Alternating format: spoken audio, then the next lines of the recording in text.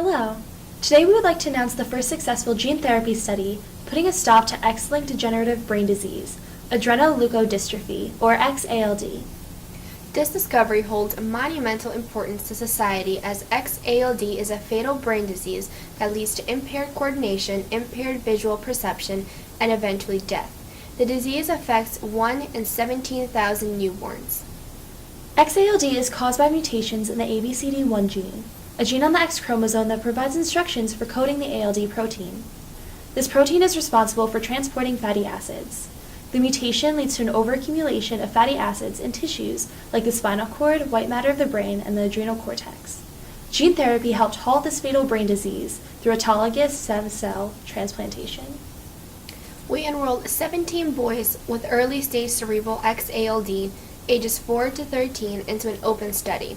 We chose patients whose disease was not too far advanced, having a neurological score of 0 to 1.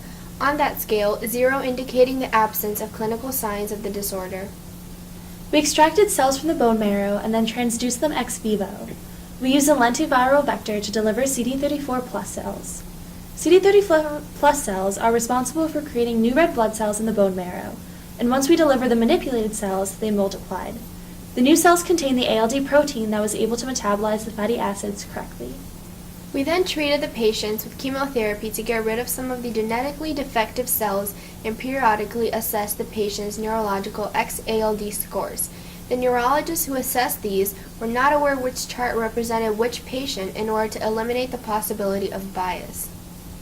The goal of the gene therapy treatment in this study was to halt the further progression of XALD as quickly and as safely as possible. In doing so, we would be able to prevent the development of further irreversible impairments that would compromise a patient's ability to function independently in the near future. We are pleased to announce that this goal has been met. The expression of the ALD protein in the manipulated cells, or the CD14 plus cells, at various points after infusion was measured in the patients enrolled in the study. As you can see, the percentage of CD14 plus cells fluctuate over the course of the treatment. After the lenti gene therapy, the majority of patients have a stable neurological function. 15 out of the total 17 patients were alive and free of any major functional disability. The remaining 2 patients, patient 2016 and patient 2018, unfortunately both died. Patient 2016 entered the study with progressed ALD and died from rapid neurological deterioration due to the disease. Patient 2018, who displayed evidence of disease progression, chose to withdraw from the study in order to undergo allogeneic stem cell transplantation, meaning cells from a donor. Unfortunately, this patient later died from transplant-related complications. Using a scale of 0 to 20, we evaluated neurological function during the 36 months of treatment.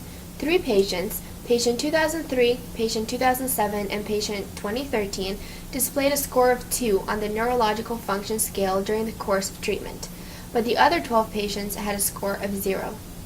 The lenti gene therapy treatment given to the study participants has shown to stop further disease progression in the majority of patients, despite the white matter disease fragments present on the patient's MRI during the first 12 to 24 months after the autologous transplantation.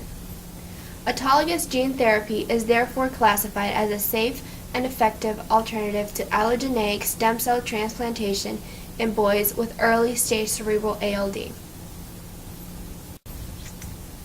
You are using a form of the HIV virus in this gene therapy.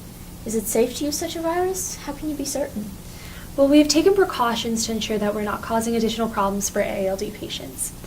The lentiviral vector appears to reduce the risk of mutagenesis because of its self-selecting vector design. But at the end of the day, we can't say with 100% certainty that the vector is completely harmless.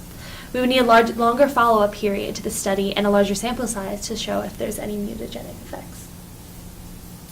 Also, there are serious concerns about how expensive this gene therapy will be.